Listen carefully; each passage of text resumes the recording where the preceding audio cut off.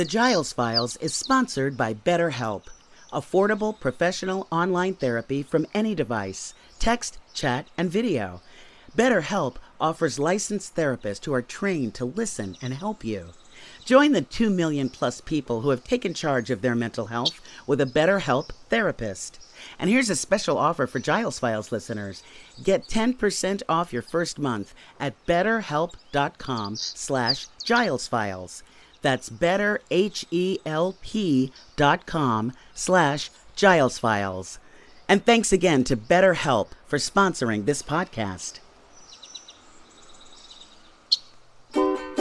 It's the Giles Files Season 3. More Boffo shows, that's a guarantee. Nancy Giles and producer Nancy Wyatt, we got opinions, we ain't keeping quiet. On the Giles Files Season 3. Yeah. I received a call that I have been inducted into the Barbecue Hall of Fame. Oh, wow. Congratulations. And you guys would be the first media outlet to receive this news. I'm getting goosebumps. What does that entail? Yeah. They nominate 9 people and they bring in 4. So I've been nominated 3 times. And this is the first time you made it in? Yeah. You know, I was worried that I was going to be like the Pete Rose of barbecue at some point.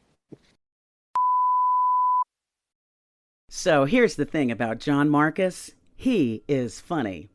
He's written jokes for Bob Hope and Joan Rivers, and among other things, produced, created, and written for a bunch of TV shows like Taxi, The Cosby Show, The Larry Sanders Show, and Lateline, which he created for his friend, former Senator Al Franken.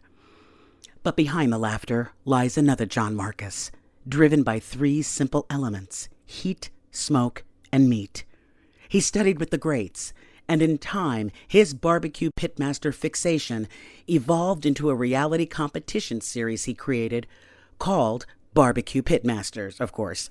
As you just heard, John is a brand new inductee into the Barbecue Hall of Fame, considered by many to be the Academy Awards of Barbecue Pitmastery.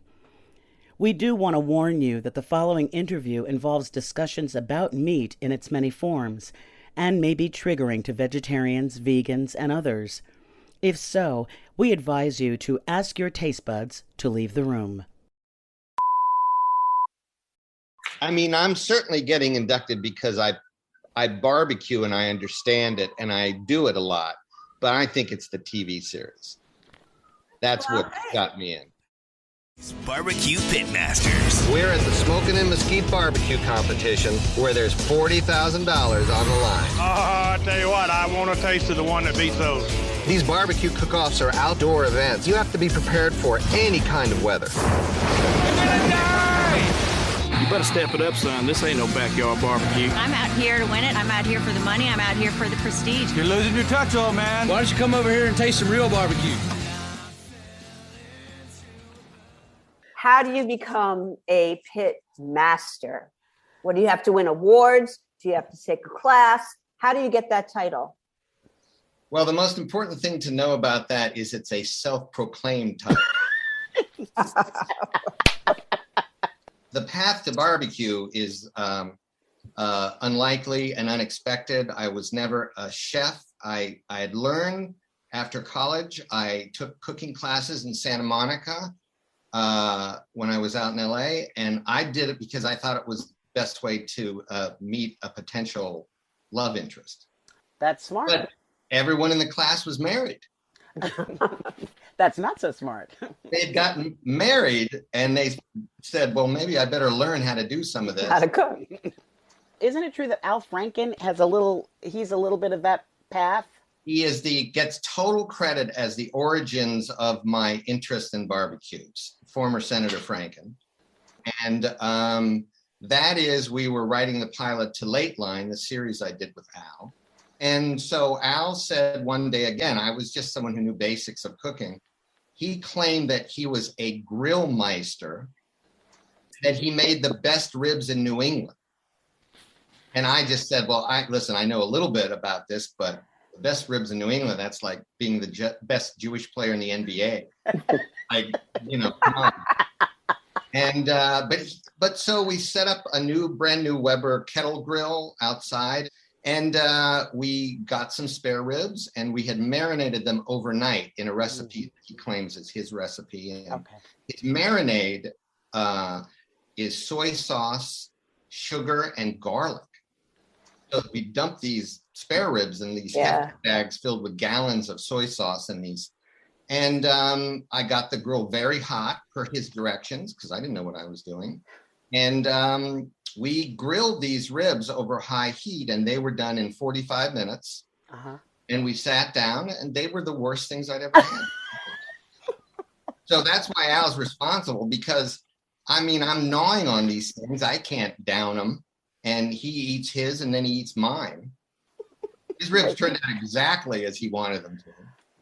And just a switch went off in my head. Why is this a beloved cuisine? Why is this not good? And how do you do it right? That was in 1999. And I did a little bit of research on the, the fledgling internet, and found some guy in Kansas City who's known as the Baron of Barbecue, Paul Kirk. He'd written an early definitive book on barbecue, and I got on a plane and I went out there and joined him. I drove from the Kansas City airport to Lexington, Kansas, to join him at a competition, one of the earliest barbecue competitions. And I cooked with him on his team. It was just the two of us. And he started to teach me. Then it led to other things in life. It led to, actually getting to be pretty good at it, and then getting equipment that was more and more sophisticated, learning a style. And then when our show got canceled, Al went to Air America. Remember Air America? Right, I know. We still are lacking having a progressive radio station in the tri-state area. I don't know. So he went to Air America, and you had time on your hands, I guess, right?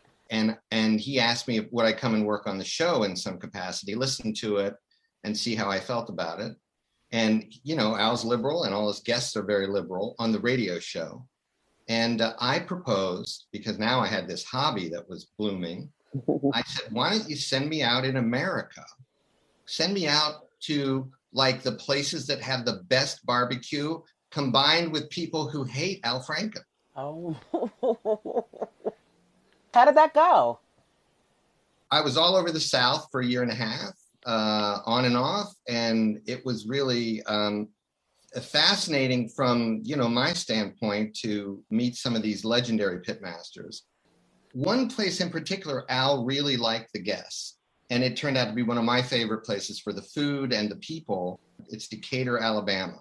And that pitmaster there, Chris Lilly, he became my teacher. And then it took off.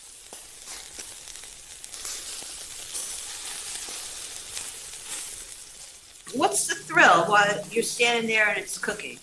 What's going on? The thrill is, first of all, to get to the thrill, you have to overcome the potential terror of, I could fuck all this up.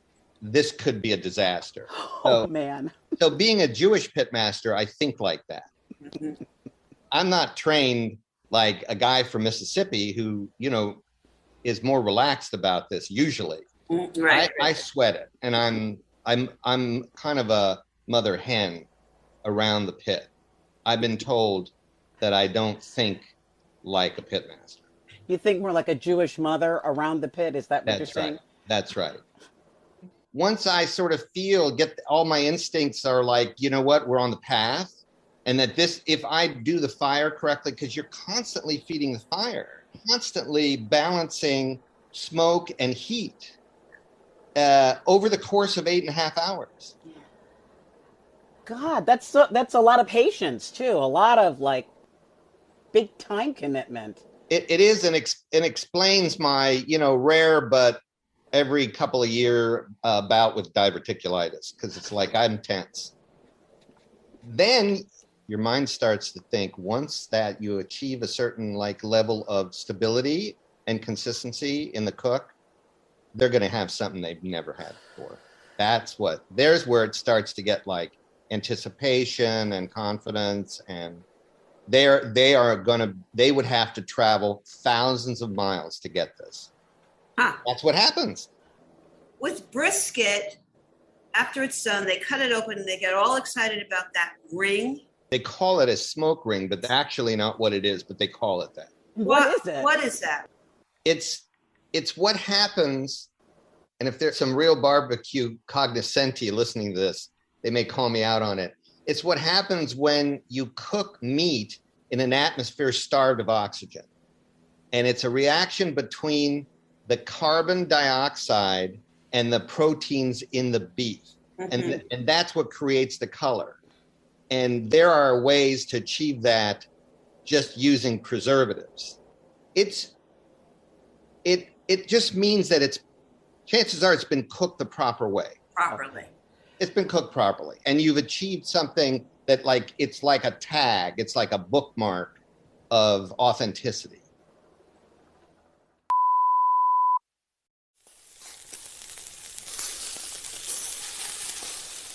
That is a perfectly cooked brisket. Beautiful. I'm getting hints of the salt, which is very pleasing. But there's, first of all, beef flavor coming through. That's the most pronounced flavor to me is the beef, which is what I'm always looking for.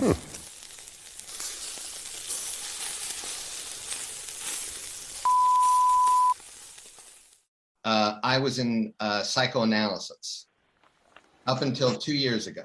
Mm-hmm. And at one point, he actually asked me during session, "What are you doing with this barbecue thing? Why are you doing this?" And so we actually had to explore it a little bit. And I think for me, and I think you guys will understand this, it's like an antidote to show business. You're feeding people, you're giving people something they've never had before that they love and talk about, and it's making people happy. And, that's kind of what we do with shows, and we engage people. And that's what it meant. It was like establishing community for me. And I'm from a small Ohio town, and I was raised until I left for college, town of 6,000 people, a farm town. And it kind of recreated this idea of a community.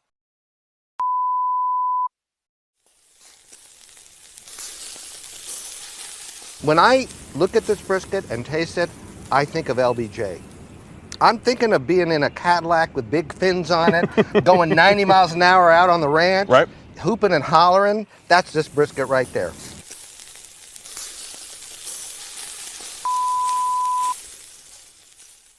Are you a sauce person or a rub person? That's a great question, and you won't get an answer because all barbecue is about, that's why you call it a pitmaster, because can you command this vessel and the smoke and the heat so that the meat is rendered properly? So that's the basics. And the very first thing you should taste, the first hit of flavor should be the beef or the pork or the chicken. And then the follow-up should be the finish, should be the rub or sauce. So regionally, the Carolinas are all about the sauce. Okay. The Carolinas are about pig and the sauce. They chop it up. I think a lot of this is sort of heresy, but a lot of Carolina barbecue, they chop up the pork, and it's easy to cover your mistakes. What's funny is on your show, I see sometimes when they're preparing it to be judged, and when I see it getting chopped up like that, I'm always wincing, like, no, don't, because it just it's wrong. It feels wrong for me for it to be like that. Okay. Shut up, Nancy. The way to get it, that it would feel emotional. It is. I'm sorry.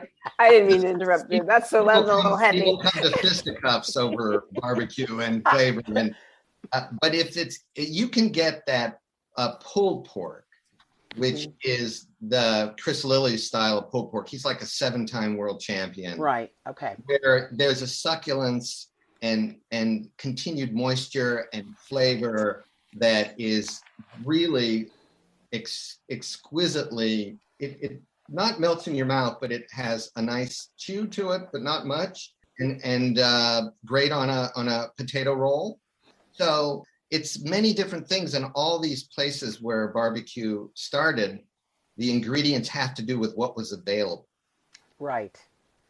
And is there a difference, I think I know the answer, but I'd like you to tell, between how African-American barbecue is versus the white Southerners? Barbecue started with the people who could not afford the better cuts of meat. Right. So they were cooking what was basically tossed aside by the butchers. And it was African-American and it was migrant. It was also like people that were came up from Mexico and worked. There was Czechs who made it in Texas and Germans in Texas who did it. It was basically, though, I think it was co-opted from early American. I mean, it was over here when America was explored with indigenous people here.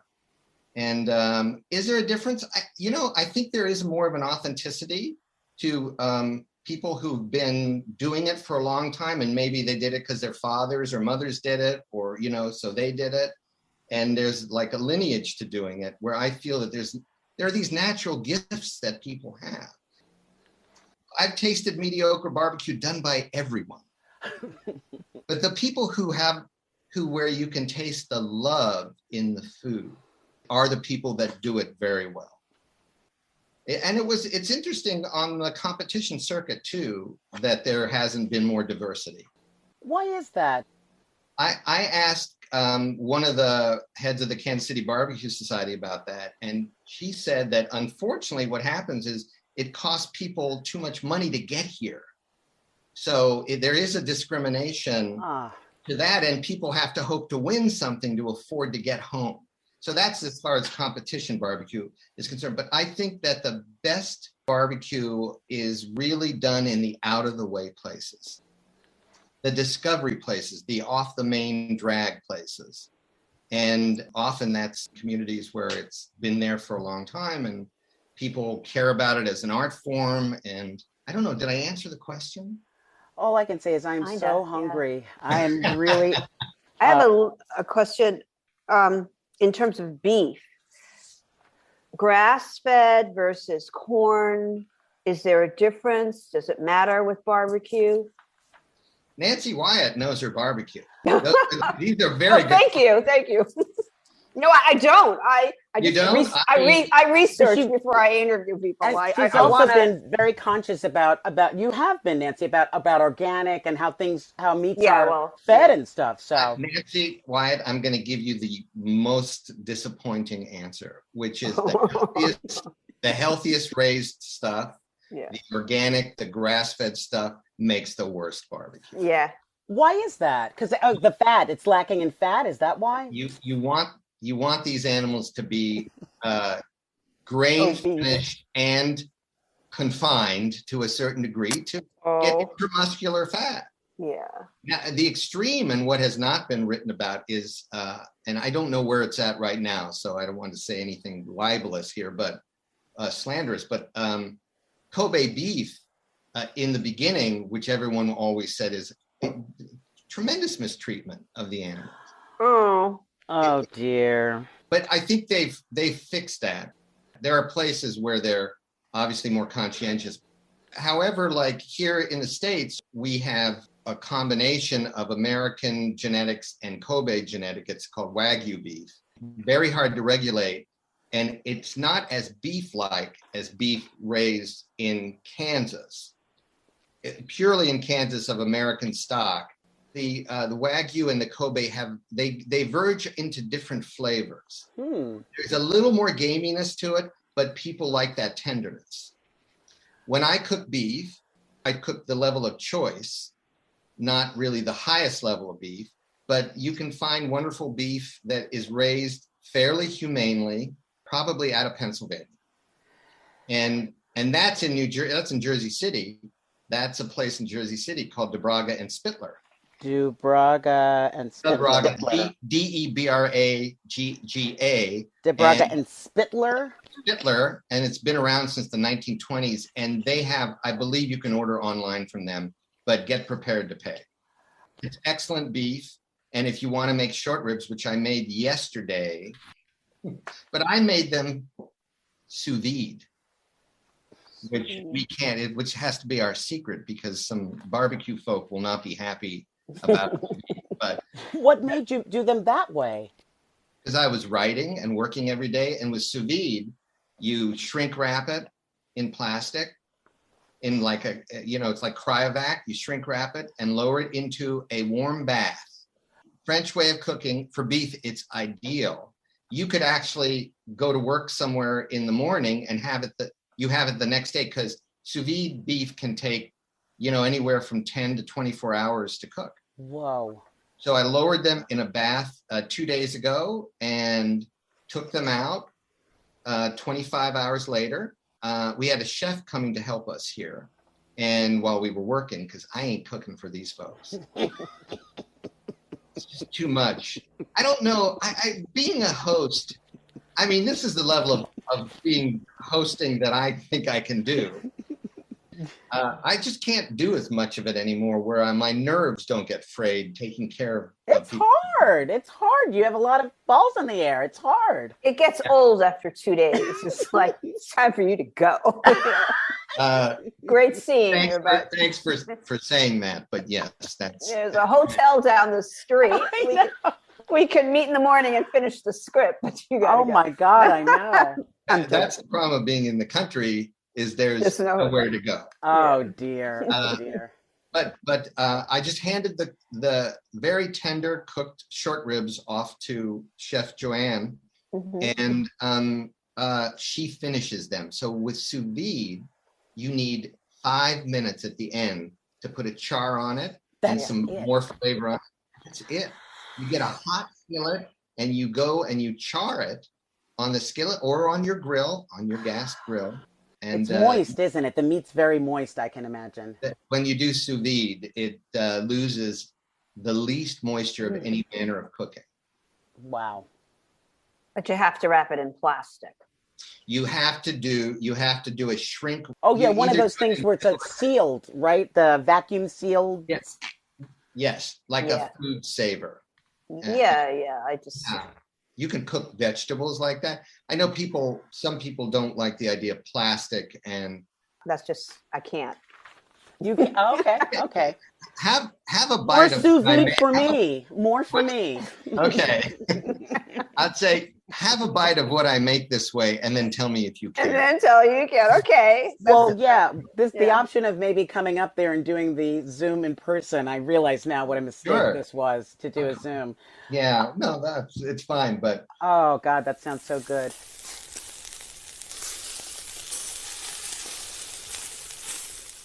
Do you have a preference between pork or beef when it comes to barbecue, or they're tied? They're tied for me.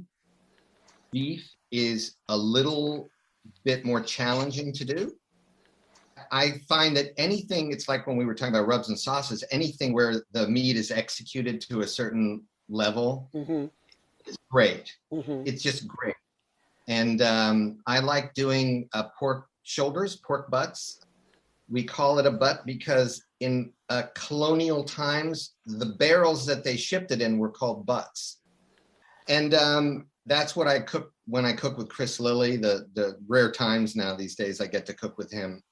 And what he does, he injects the pork with marinade, with a natural marinade. Yeah. The ingredients you buy off the shelf in the grocery store. And they're just right. What he does is just right. I have a recipe from him that I think is lacking one ingredient because it's a family secret. People will do that. They'll give you a recipe and leave one thing out. Yeah. I'll give it to him, but I'll hold one thing back. Yeah. Which is their right when you think about it. But actually, it gives you a chance to maybe fill that in with something that could take it to a whole other level, perhaps. Like my first teacher always said, Paul Kirk would say, make it your own. Yeah. You make it your own. I'm going to give you the basics, but then make it your own.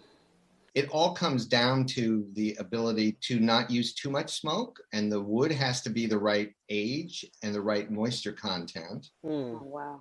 And you have to build a gentle bed of coals because you're cooking between 200 and 250 or 270 with barbecue. So and slow. Oh, Yeah. right. Low and slow. Is that Low it? and slow. And Okay. you have to really be able to understand the physics of fire and the physics of smoldering fires and how to replenish them with the right amount. Because someone once said to me, you know, John, when it comes to barbecue, you could talk a dog off a meat wagon. And I feel like I'm going on right now.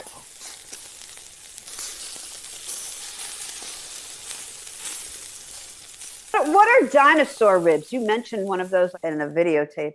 That's one of the nicknames for whole plate short ribs, which are high on the animal, and the bones are wide. So you're getting the bones at their greatest width up toward the spine.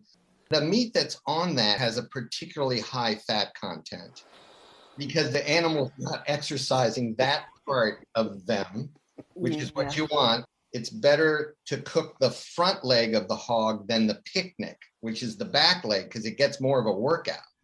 Right. You want the fat.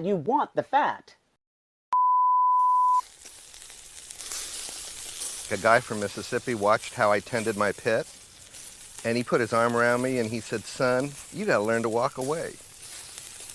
You're never going to be a real barbecue man if you fuss like this.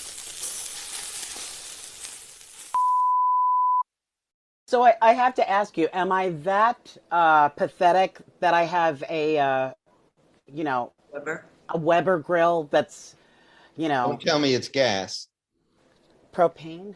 So yeah, you're that pathetic. I'm that pathetic. I had a charcoal grill for the longest kind of time, but I thought that was like the next step up. Okay, I've blown it. It's a sideways step. It's not a step up.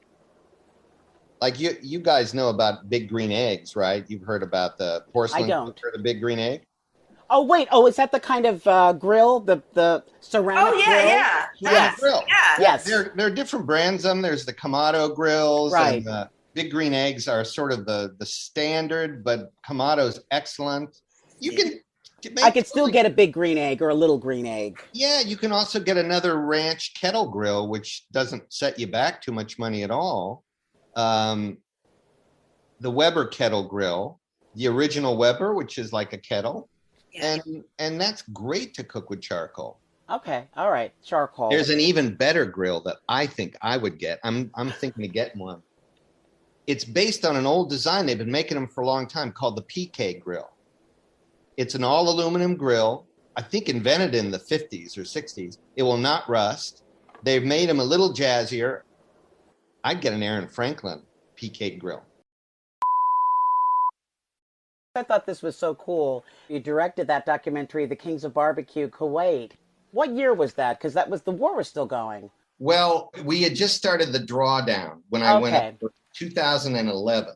And we have to go back to Senator Al Franken, because one of the things people don't know about Al is that before he became a senator, for I believe 8 years in a row at Christmas time, he went as part of the USO and entertained the troops in the Mideast. And he would go to Baghdad and he would go to some serious war zones, a la the way Bob Hope used to do it. And it was one of the great pleasures of his life.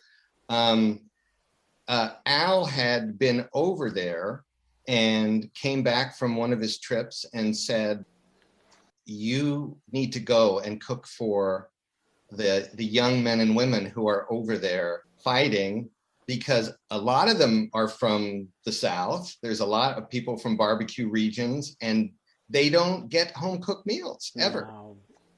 When they're at Camp Arif, John, where we went, and Camp Buring, I think it's called, 8 miles from the border of Iraq, they go to DFAC, or they go to the mess hall. It's called DFAC, but the mess hall where they eat. And it's hard to feed that number of people. So you don't get a home cooked meal. So he said, can you maybe ask for some of the people from the TV show? Because they get your TV show over there. And you bring them over there and feed some of these troops. And so this is prior to him becoming a senator.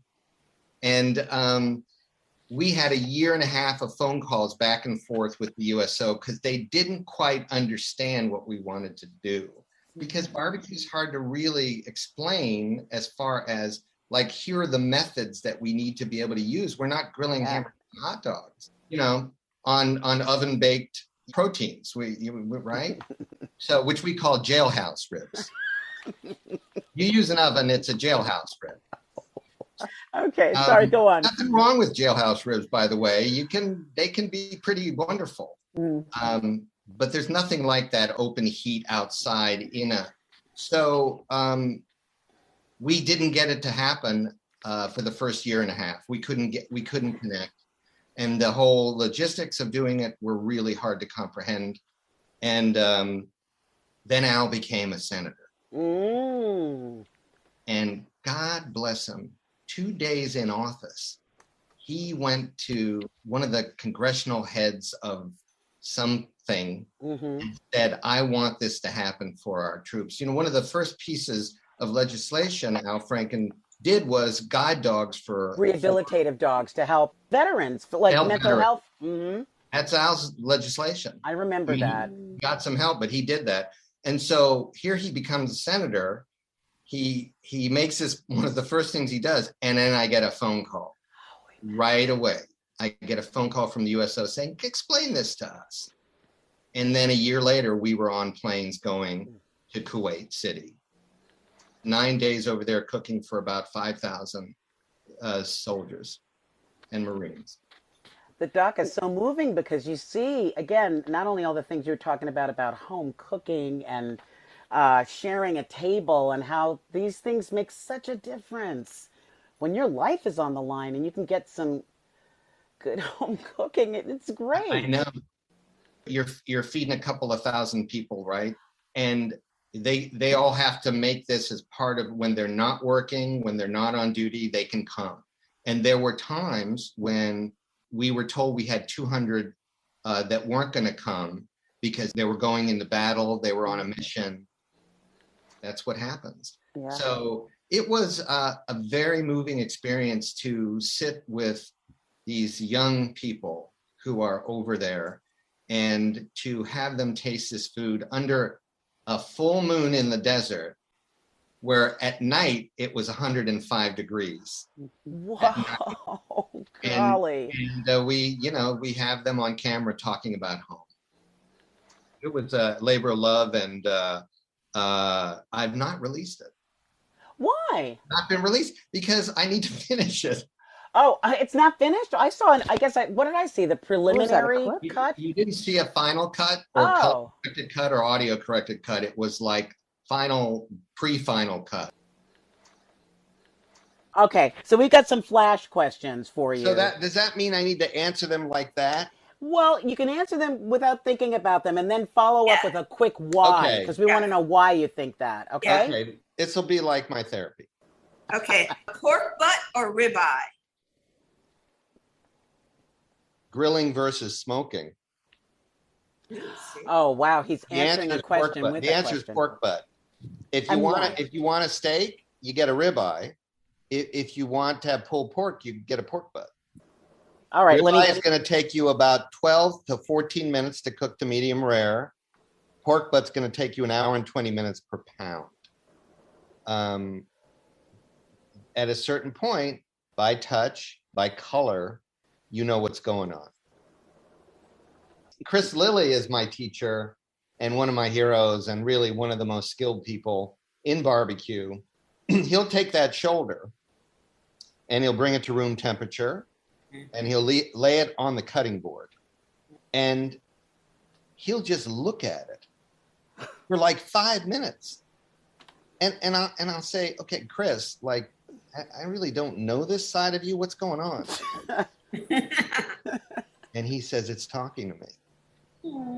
It's telling me what to do.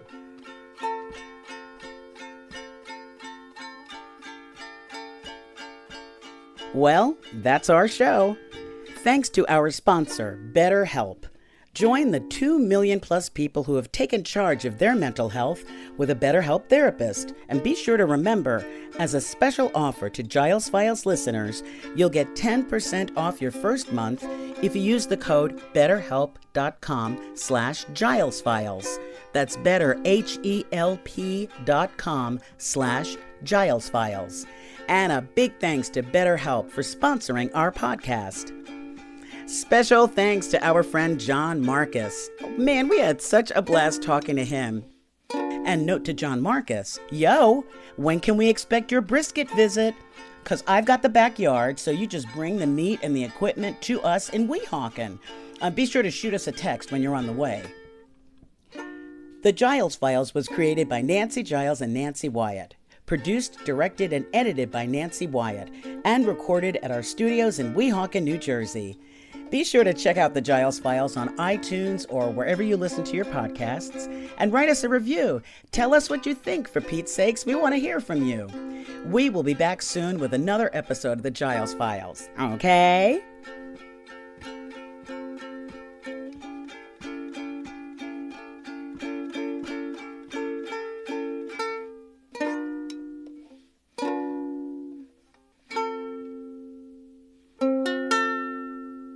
A Huda Media Production.